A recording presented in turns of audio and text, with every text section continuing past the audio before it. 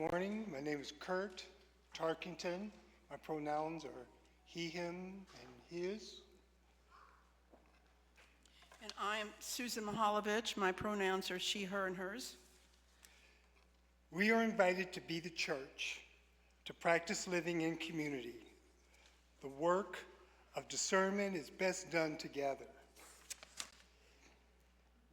Through texts and calls, how will we live? Through some tears. Through meals cooked and served together. Through marching in the streets. Being the church calls us to be clear about the work. What's yours? What's mine? Jesus calls us to this discerning work. We join our hearts, minds, emotions, and whole selves as we share this work together. As we gather this morning, you are invited to join in singing Gather Us In, number 284 in the Chalice Hymnal. The lyrics are printed on our screens and in our hymnals. We all join in singing from the pews, our couches, our tables, our cars, or wherever we are. We invite you to stand as you are able. We welcome one another as we join our voices together wherever we are.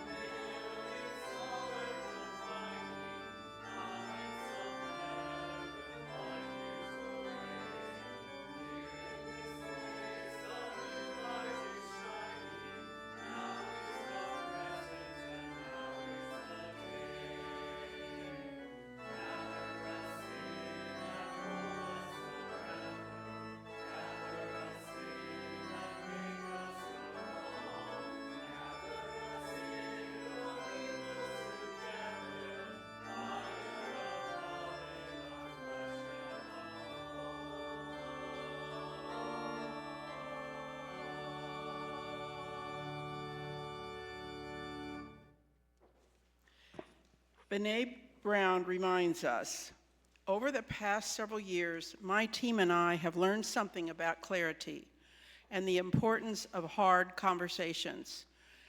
That has changed everything from the way we talk to each other to the way we negotiate with external partners. It's simple but transformative.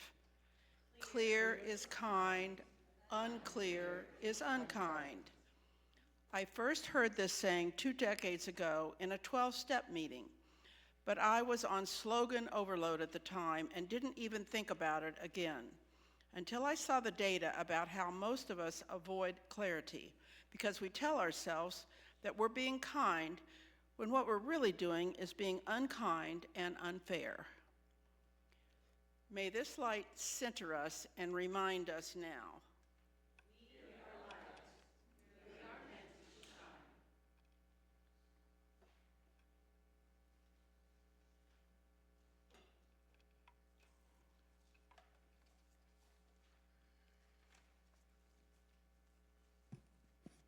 Blessed are you, resisting the urge to reframe. You who are sick and tired of silver linings. Blessed are you, speaking honestly about what is right in front of you. This is hard. Things might be, this really has gone horribly. There may not be a different way. You who risk honesty, especially when the world around us craves a bright side. Blessed are we in gratitude and our pardons, our pleasures and our limitations. Blessed are we, the truth tellers, whose candor finds a chorus that echoes back, same. May we feel ourselves answered by this language of love, changed where we can and confirmed where we can't, but loved, loved, loved all the same. May the heart of peace be with you and also with you. To those online, we invite you to share this ancient greeting in the chat. For all those in the sanctuary, we invite you to turn to the cameras and say hello. To all worshiping with us in digital space this morning. And now, you are invited to share this ancient greeting with those seated near you.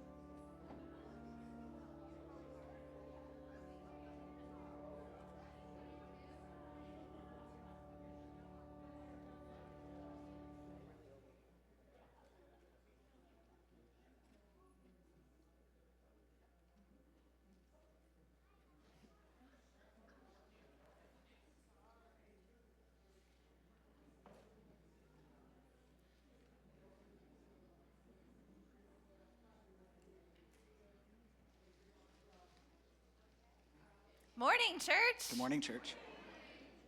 I'm Pastor Jenn. My pronouns are she, her, hers. I'm Ashley Quinn. My pronouns are he, him, his, and I'm the pastor of public theology and justice. We're going to share a few things about the HAPS at National Avenue Christian Church. Do want to say we are so grateful for your presence, whether you're here all the time, sometime, first time, and together with us online. You are the body.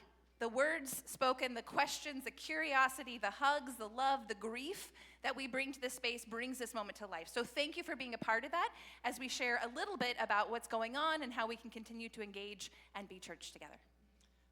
First thing is, if you'd like to share that you're here, either online in the comment section or, excuse me, through the link that is presented now. It's on the screen. It's also in your pews. You can do the QR code or type in the short link, and that just lets us know who all is gathered today.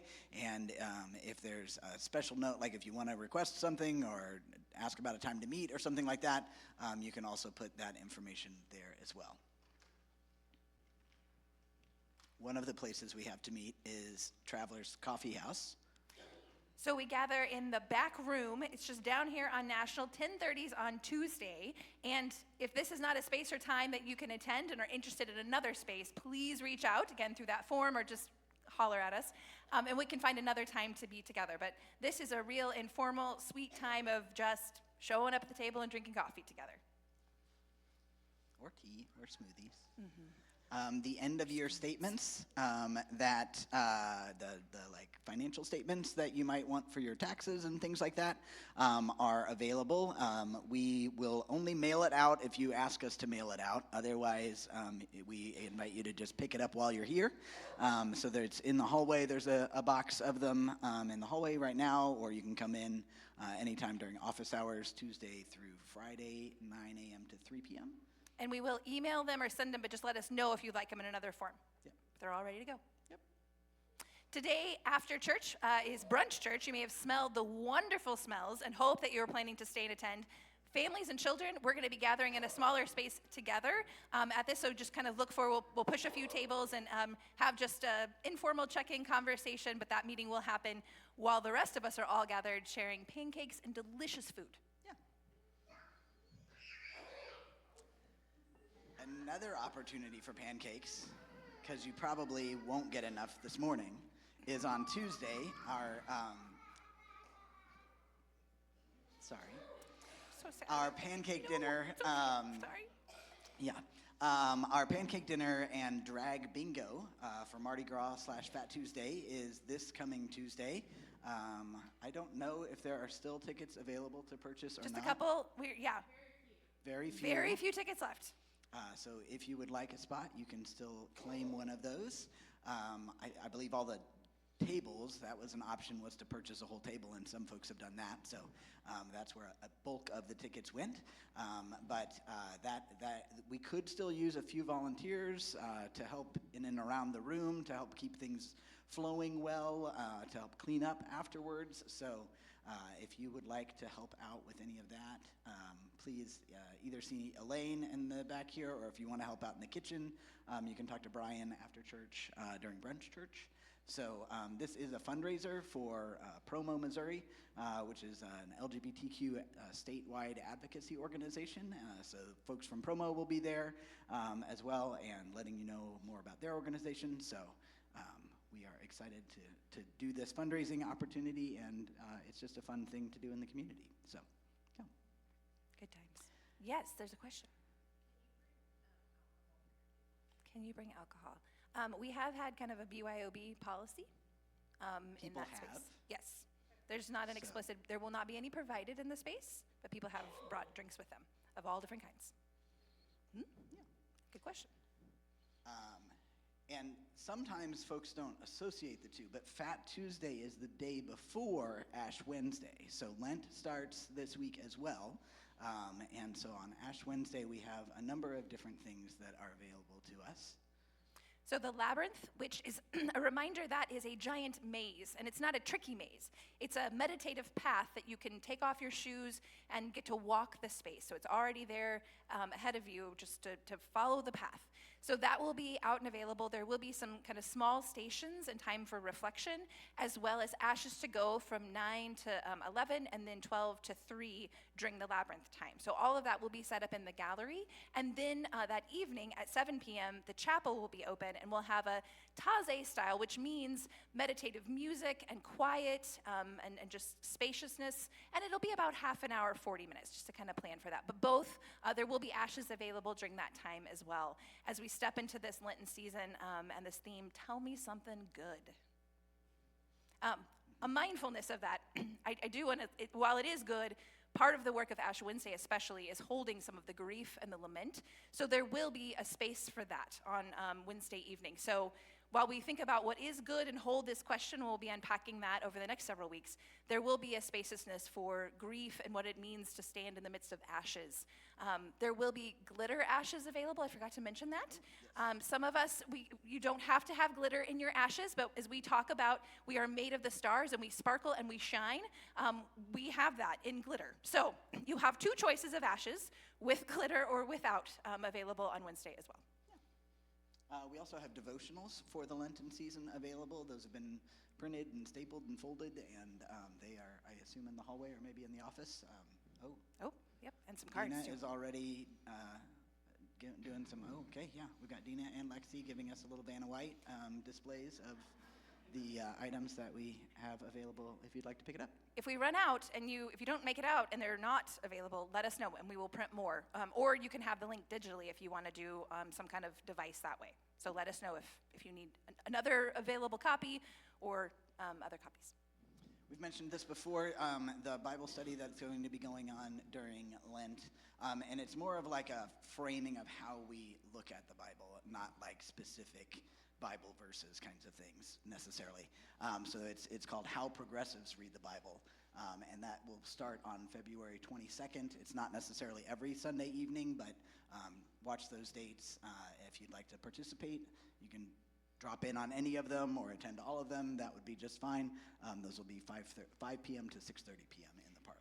There is a sign up on the avenues and online with this. We are encouraging, if you forget, that's okay. But just trying to make plans and prepare. There will be food available, just like a light soup and bread. But we want to make sure to accommodate if there are needs, gluten-free, vegetarian, etc. So please do fill that out to let us know, especially if you have how we can prepare well to greet you at the table, food-wise.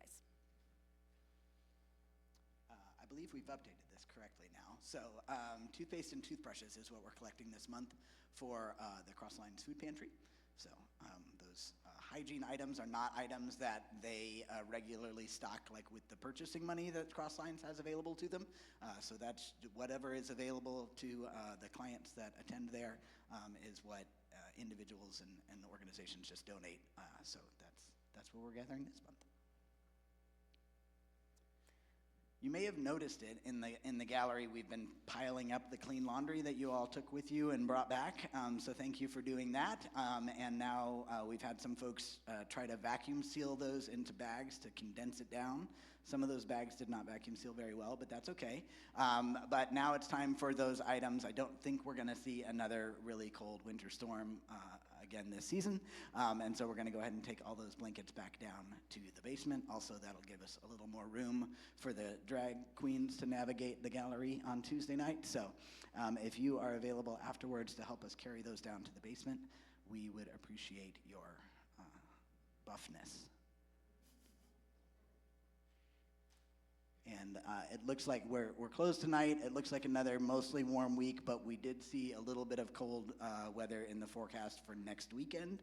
So for our, not here, but at the Crisis Cold Weather Shelter that we operate at the Fairbanks, we will be probably looking for some volunteers for the upcoming weekend. So if you'll take a look at that. With all that, I'm going to invite us to take a moment to breathe together. So to find a posture, whether that's your eyes looking down, to take your gaze, or to close your eyes, and maybe to put a hand on your chest.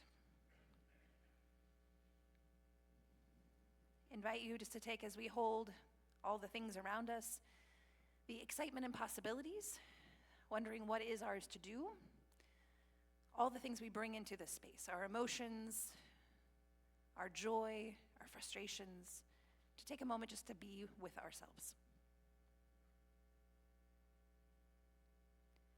Invite you to breathe in and out at your own pace.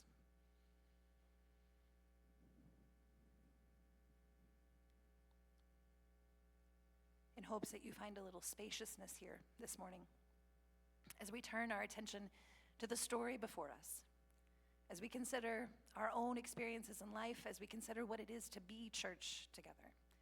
May our hearts be open, may we listen well to one another, and may we feel the warm and loving embrace here in this place this morning. May it be so.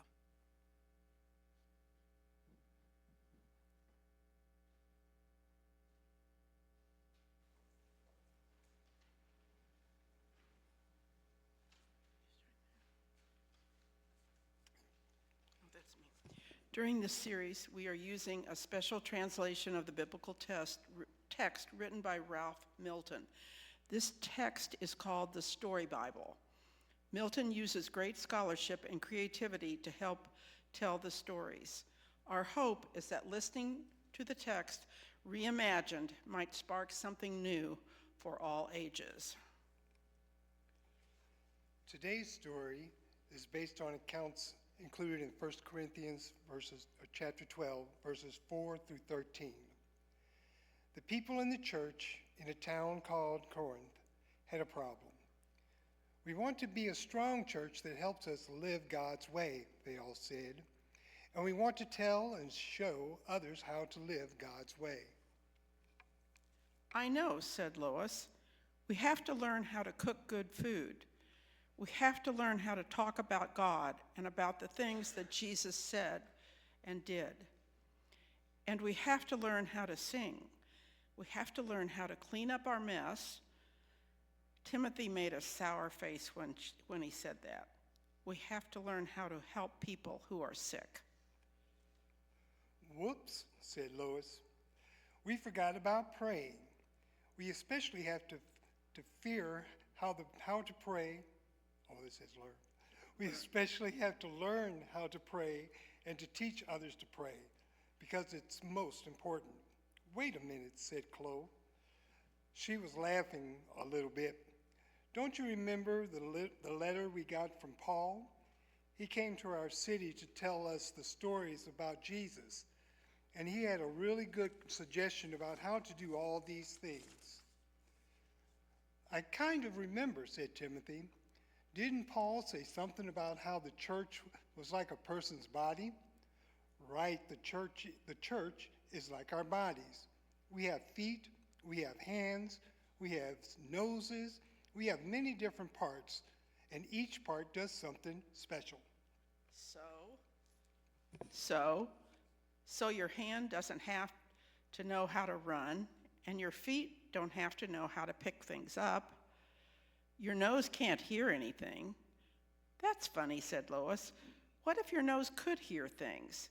I would put my nose close to your mouth so I could hear what you are saying. And then I would put my ear close to my food so I could smell it, laughed Timothy. You might get ketchup in your ear, giggled Lois. Chloe was laughing too. Each part of your body does one thing best. So in our church, each one of us does one thing best. I like to sing, said Timothy. Good, said Chloe. So you work hard to be really good at singing, and then you can help the rest of us sing along with you. What do you do best, Lois? I like to tell stories. I know some good stories. And I like to cook, said Chloe. Now we need to talk to the other people in our church. We need to find out what they like to do best. There are many different things to be done in our church. That's why we like to have many different kinds of people. So each of us can do one thing. Some of us can do two things. We'll each do the things we know how to do, and then we can be a strong church, said Lois. That's important, said Chloe. Paul told us that our church is like our bodies. There are different parts of our bodies, but every one of them is important. We have arms and legs and eyes and ears. Each part of our body does something different, but we need each part. Our church is like a person's body. Every person in our church helps us be a strong church. Every person is important. I don't think anyone will want to be good at cleaning up the mess, said Timothy. I don't think so either, laughed Chloe, so maybe that's one thing we'll all do together. We tell stories to learn, to grow, to spark more questions. Today, we offer the longings of our heart. We join with the voices rising from the past and from today. We join this story.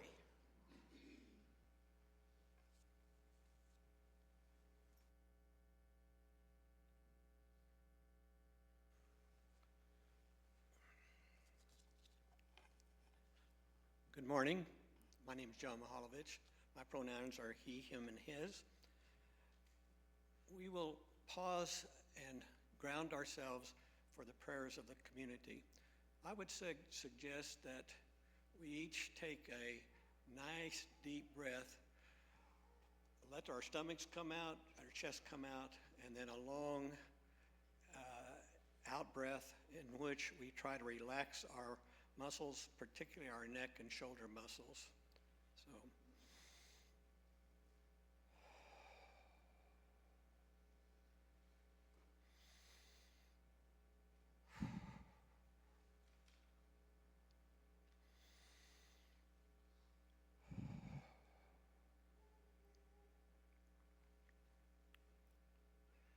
gracious God, we acknowledge that communication is a sacred act.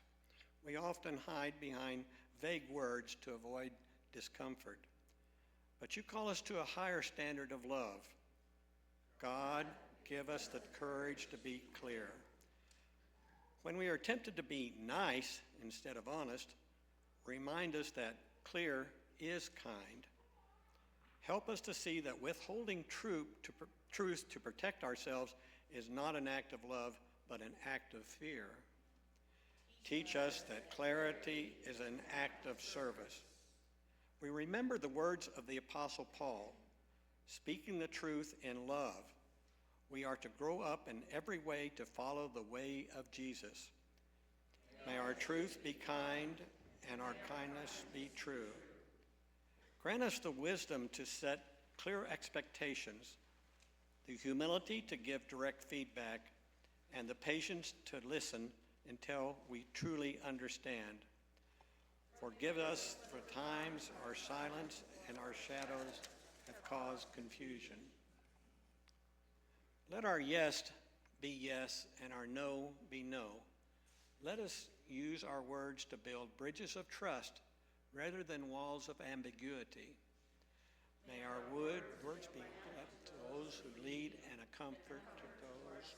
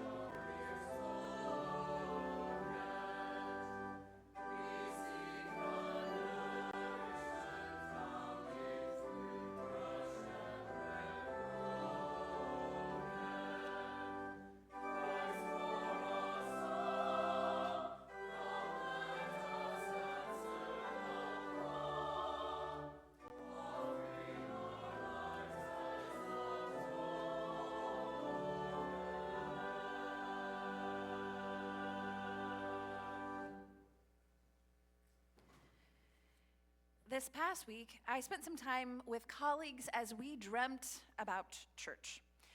We began by expressing our just exasperation in this moment. There are so many places of division.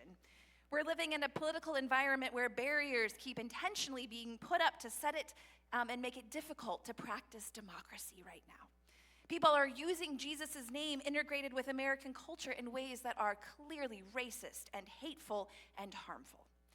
And the more we learn about men with access to power and wealth, the more we learn about the harm that has been hidden for too long. Our heads and our hearts can't keep up with all of what is unfolding around us. I'm very mindful we were not designed to make sense and understand the amount of information that is pouring on us and swirling around us. So what do pastors talk about in the face of all of this? We looked at each other and asked each other to consider, what is church in the midst of this moment? How could we be church? Steve from South Street named that too often we are doing church, not being church. Being church is what Jesus calls us to do, to extend welcome, to feed each other, to shelter each other. Ron from South Street understands that church is the fullest experience and the fullest expression of extravagant love, finding ways and opportunities to lift up, support, and praise each other, and expressing this love of Christ by empowering each other. Stephanie Scott Huffman, St. John's Chapel, many of us know and love, talks about the depth of relationship and what's possible there. She also named that it's an opportunity for us to literally walk through hell with one another. And that is where we can find what is ours to do and our gifts and put our talents together to build and be community. Michelle from Ecclesia and First Unitarian Church offered, there is just love there. God's love and Jesus' love as we come to know it is always waiting for us, and all we have to do is say yes. And it's God's love that we know through Jesus, that compels us to figure out how to be community with each other. Ashley reminded us that COVID helped us to get clear about the core of church. What does it mean to have space, and how can we use it to show up and care and provide shelter for one another, literally? It's sitting and listening to each other. It's working for systemic change so justice can actually come to fullness of life. I think church is paying attention. It's building trust. It's slowing down and noticing what's happening around us. It's practices of curiosity and learning to listen to God's Spirit in my own body and learning to trust that. It's figuring out how to connect and build love beyond our wildest imagination. I love this image that Paul gives us of a body. Although we were talking about what does it mean when you're using a scooter and your arm is physically hurt. How do we adjust and think about? We were really playing with this this metaphor this morning. But I love and think it's such a beautiful way of trying to talk about what is the best of what church could be together, to build a strong, healthy body, even when things don't go as we want or hope or plan. I think Milton does a really wonderful job. I mean, he gets really practical. Who's actually going to clean up the mess, right? He's really thinking through all the nitty-gritty. I really appreciate that. But the point standing that each of us have something to contribute to be the church in this moment. Different parts, every single one important, each critical.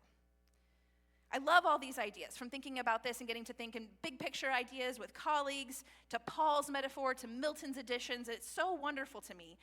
These are so wonderful, and I hope they inspire and encourage us. But I've been coming back to this moment and thinking about this, and something I have noticed several times now, that many of us are in survival mode. So I see that pattern of fight, flight, or freeze, and I started to kind of really pick up on it as I heard folks talking about, I'm getting my passport ready because I just don't know what to expect right now. Some of us who are like, I'm going to organize and I'm going to the front lines, I'm ready to protest, and those of us that are just like, I don't know what to do, right? None of them good, bad, right, wrong, just a way that's what happens to our bodies when we go into survival mode, fight, flight, freeze, all those things. So I think it's important to name that is deep in the water with us, because it's really hard to figure out then, what do I do now when you're in one of these places? So first is being mindful and again, noticing it and paying attention to it. So being mindful that some of us may be in one of these places, Not bad, that's just where we are, and that's okay. The question of how do we be church in this moment, I think is really key and important. I've been thinking about it about like, how can we get practical? Again, drawn to the who's cleaning up the mess part. How do we really be clear with one another so we can actually say, this is what I need, and I can go, yes, that is mine to do, or nope, I don't have time for that. Thank you for being clear. That's not possible. As we're wrestling with these yeses and nos and thinking about that, I think the next step is thinking about how we communicate with one another. And the more I've thought about this, I can imagine Paul writing a letter, and I can hear him bringing in Brene Brown's work. If you're not familiar with Brene Brown, we've talked about her several times over the years.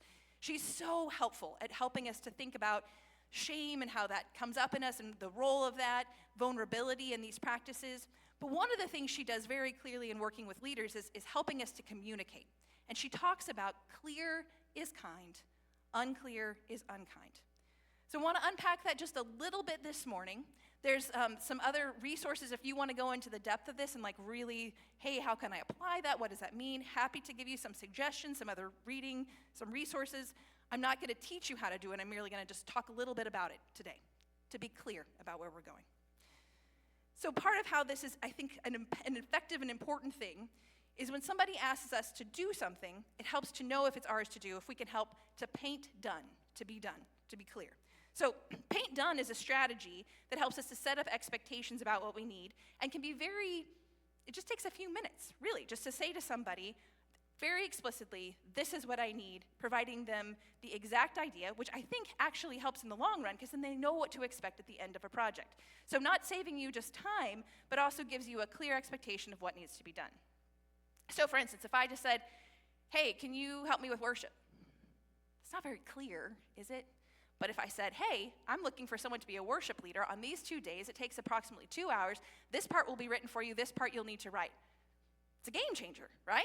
To be very clear and explicit about what we need from one another.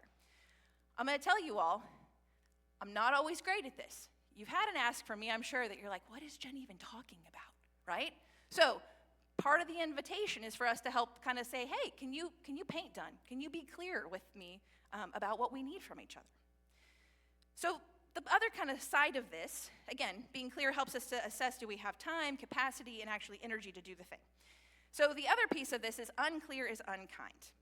So the other part of this, when we kind of hint around what we want from somebody in that thing, and I have done this so many times, I don't want to hurt anybody's feelings. I don't really want to tell them what's going on. It's really about our own comfort. And I'm convinced that if we can't just say the thing, and some of us are real good at it, some of us can do this, that's how we help church be church. If we're unclear, we're unkind because the person can't fully know the problem and what we even need or want of them. And we find ourselves all stuck in places of disappointment, frustration. So the invitation here is to lean in a little bit, to get a little bit curious together and step in to this uncomfortable space. I want to give us a way to think about this, but first, again, I want to remind you all that this is not easy work in the best of times. This is hard work. I struggle with it. You've heard me before, and I will continue to struggle with it. But I hear echoes of Paul. I really do, trying to really help church figure out how can we come together and love one another well. This is the grit and the details of what it is to live fully and be the body of Christ together. It's us shouldering deep care and love by building trust and being honest and clear with one another. Again, this is not the best of times, so that the world will continue to overwhelm us. As we feel the weight of grief and lament and struggles, as we're not sure what to do with what going forward, there's the invitation to kind of take a step back, catch our breath, rest for a minute, and then to think through and to help tend to each other with lots of grace and love as we go through this. I want to bring this in a little closer to our own lives. So I'm going to invite you to take a moment to check in with yourself. Maybe it's a nice deep breath, all these things that I've said swirling around. I want to invite you to think of a time that someone was clear with you or a time someone was unclear with you, and just hold that moment for just a second. So take a second and think. And it's okay if something's not popping up, but just to think of a time in your own life. Someone was clear with you or someone was unclear with you.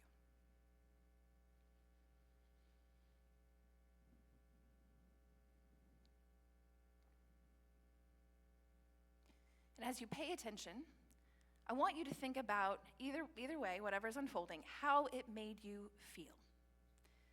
And to sit with that. How did that make you feel?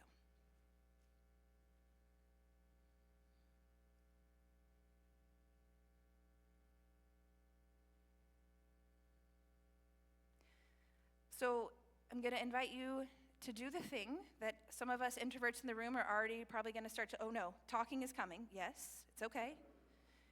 Today, the invitation is this, though. You're invited to go into a group of 3 to share this piece, or, so again, it's 3 or 4, not 2. 4 is better than 2. Or sit by yourself. There's a whole black back page. You can write, you can doodle, you could sit quietly and meditate. So very clearly, if a group is not your thing right now, just sit by yourself, and that's okay during this time of reflection. So a reminder for those of us sharing, we're sharing how this thing made us feel. You've got about a minute. So it's not going to be a long time of reflection. There's no need to name names in the story. At the end of sharing, you're going to simply respond to the person and say, thank you for sharing. We can have conversation at brunch tables if you want to unpack, but that this is, somebody is sharing a moment of their life. This is a holy offering of a glimpse. So all we're going to say to each other in response is, thank you for sharing. Is the assignment clear? Have I been kind? Okay, so I will ring. So there'll be, each person in your group gets a minute to share. I will ring the bell at a minute. So you'll move to the next person. Okay?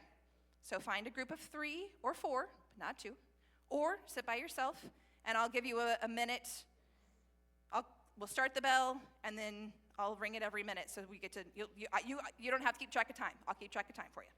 So find your trio, or get your paper.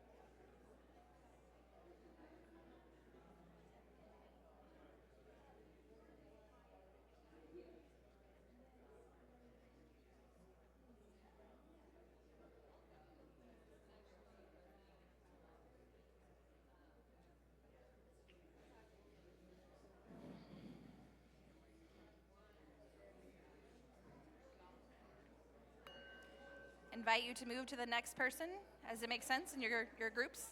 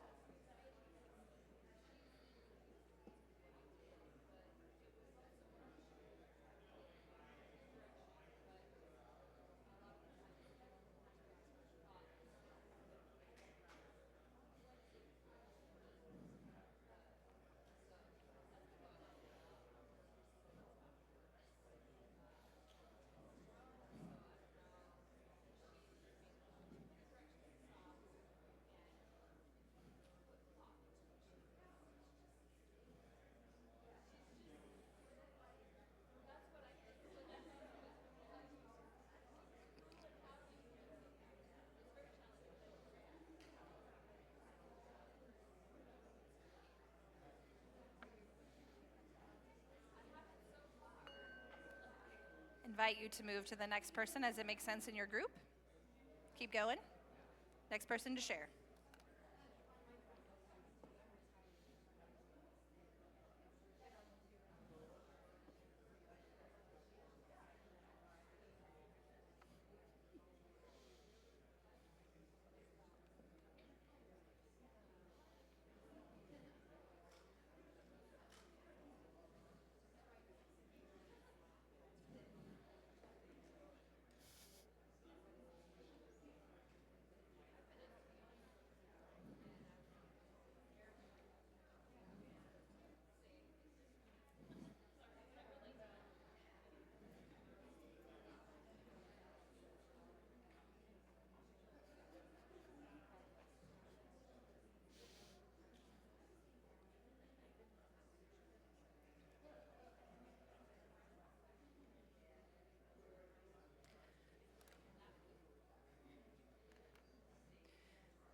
I'm mindful some of us may have a fourth person, so if you've got a fourth person, just to make sure they get a chance to share.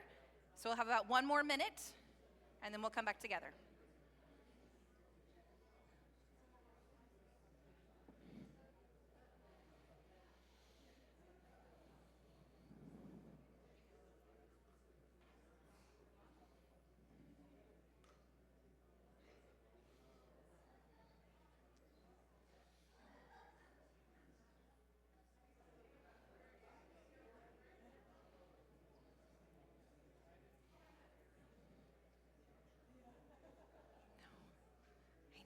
Same.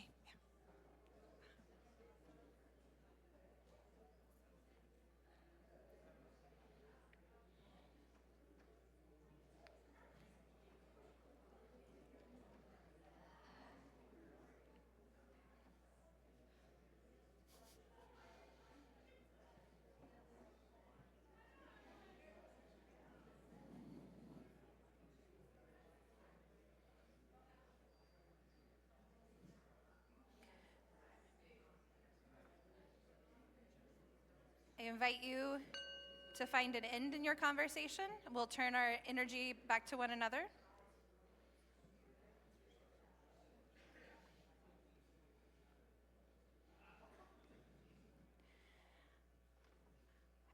As a whole group, again, I know we've had some conversations and they may have gone a plethora of different ways, and that's beautiful and wonderful wherever the Spirit led you. Want to invite you, if there are things that you noticed about things that were spoken or shared that you would like to share with the whole group, anything that you noticed from this conversation that you want to shout out. Relief. Baby giggles.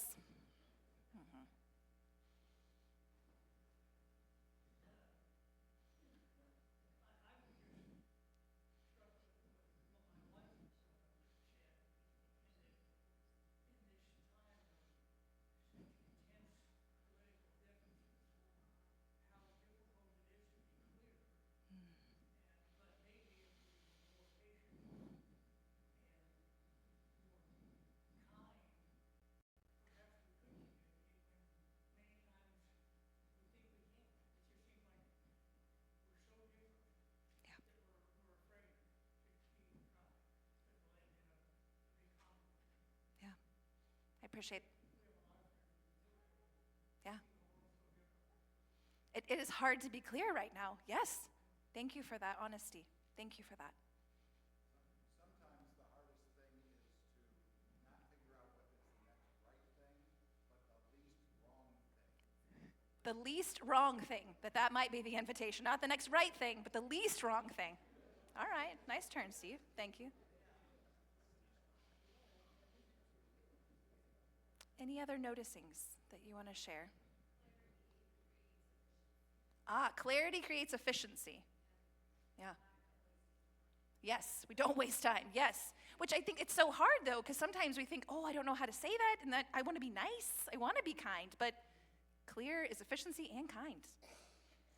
But not always easy and can be hard. Yeah. Oh, sorry, I've got Kay back in then.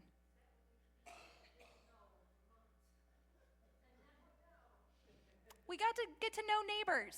Oh, what a gift. Good, thanks.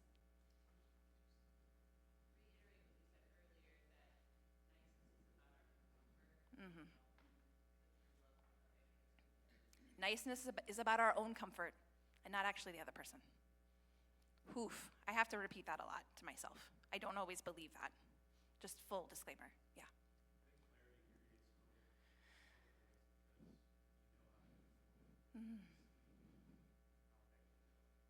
Clarity creates hope as it helps us to see actually how to go forward. Thank you. I'm repeating that to make sure those online and in the back, just, yeah.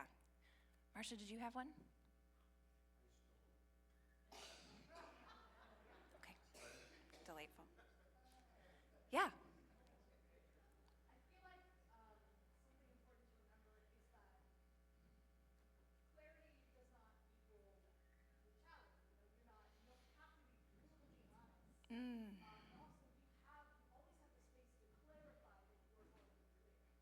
Yes, it's not brutally honest. Yes, but how to keep working at being clear.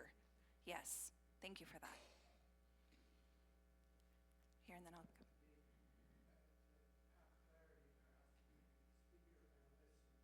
Mm.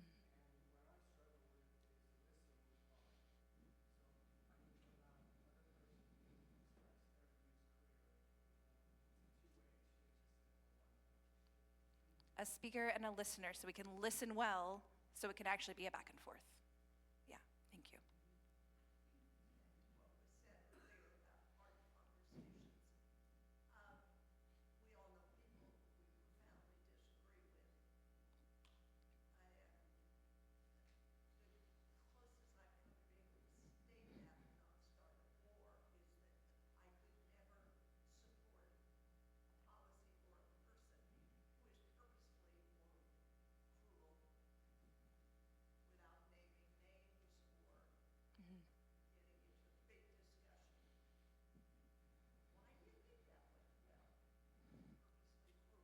Yeah, if someone's purposely cruel. I mean, that is important, I think, to think through how when we're clear with someone, that doesn't mean we just let anything and everything be said, that we can draw boundaries in the conversation too. So I think we were joking about this week, that if somebody starts a sentence with, I don't mean to be racist, but, like, stop, try again. Nope. So sometimes it is like, pause, rethink that sentence, try again. Sometimes that's how we get clear. You're going to do that. That doesn't, yeah. So that is part of the work. There is no perfect solution, right? Being people is messy and it is hard work. And in these days, when there are deep divisions and people are not being kind, right? We all experience that. I appreciate the risk you have taken with sitting with yourself today and your thoughts, with turning to a neighbor, getting to know somebody new, and taking a risk in this space. I just want to acknowledge it is that. It can be risky work. But I do think that this is a way that we can be the face of love. We can be God for and with each other in these days and in these times. By being honest, by being direct, and being clear. That's a way we can be kind, but also be church meaningfully. This is how we can build strong and healthy relationships together. And again, church, this is not an easy path that we are talking about. But I'm mindful that each of us have different gifts to help us to teach and understand and to do this work well together. And it is a way we can deepen being community in a world that is so desperately needs it as we figure this out. So through our big yeses, through our not mine to do or not this season, that's okay. May this be a way to help and guide us. If you were one who took time and conversation and you would like to go for deeper reflection on that back page, you can spend some time thinking about what was said, or maybe think about a conversation where you're avoiding because you haven't been clear. Take some time and reflect on that. What might it look like? What do you want to say? We can come back to that. Just some invitations so you can do some more work.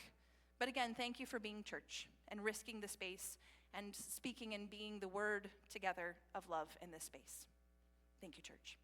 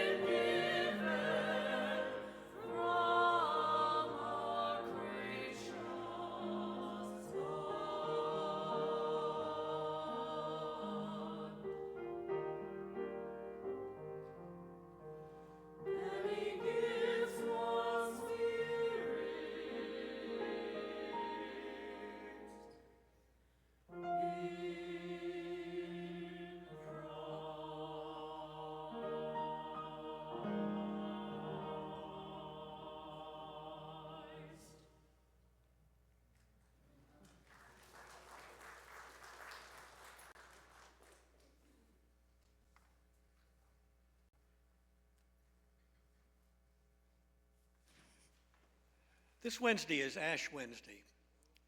It begins a special time in the liturgical calendar, Lent.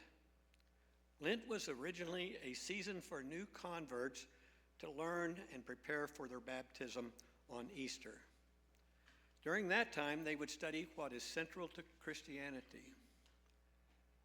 For contemporary Christians, I view it as a time of introspection. Introspection about our earthly mortality and introspection about our divine mystical immortality. This season we will be holding a series by Sanctified Art, Tell Me Something Good. The authors of this series offer, as we grafted this series, we studied what was central to Jesus' life and ministry: radical welcome, love for neighbor, care for the vulnerable, nourishment for the hungry, nonviolence in the face of injustice. At the heart of Jesus' teachings, we find liberation, love, mercy, and grace, all of which are meant to be very good news for us all. Jesus' ministry can be described as radical, which comes from the Latin word radicalis, meaning root or ground. Therefore, the good news should bring us back to our roots. Emulating Jesus and embodying his teachings should ground us in who God created us to be. Can we be good news people in a world too often burdened by bad news? This Lent, let us remember that the good news really is good news. It is joyful, like fine wine saved for celebration. It grows like a mustard seed and smells like perfume poured from an alabaster jar. It tastes like bread passed endlessly through a hungry crowd. It sounds like laughter and feels like mercy. The good news is alive in this world. While we will be exploring these ideas during worship, and there are devotional cards and other resources available for reflection, you will find those in the hallway or call the office. We will begin this week with Time on the Labyrinth, a simple maze for meditation, and Ashes to Go on Wednesday. There will also be short, simple Taizé-style service for quiet meditation and ashes in the chapel at 7 p.m. This Lent, let the teachings of Jesus lead us forward. May the good news inspire us to take action in a world desperate to hear, see, and taste what is good. Our offering will now be given and received.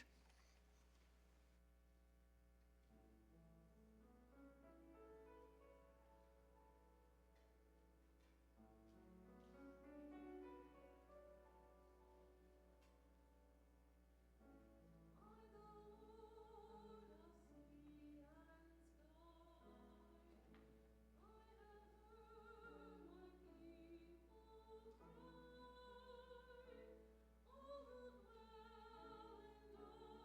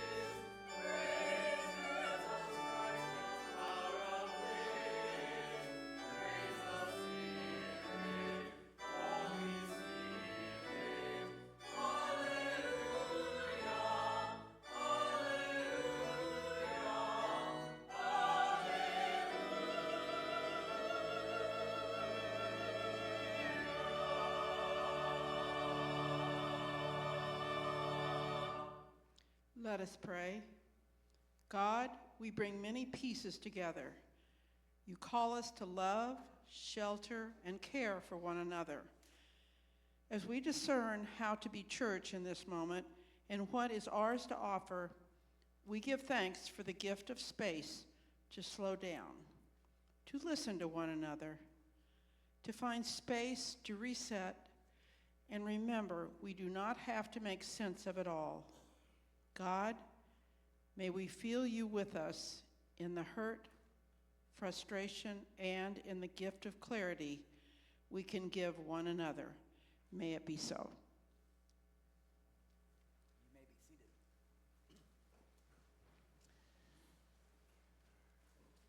You may be seated.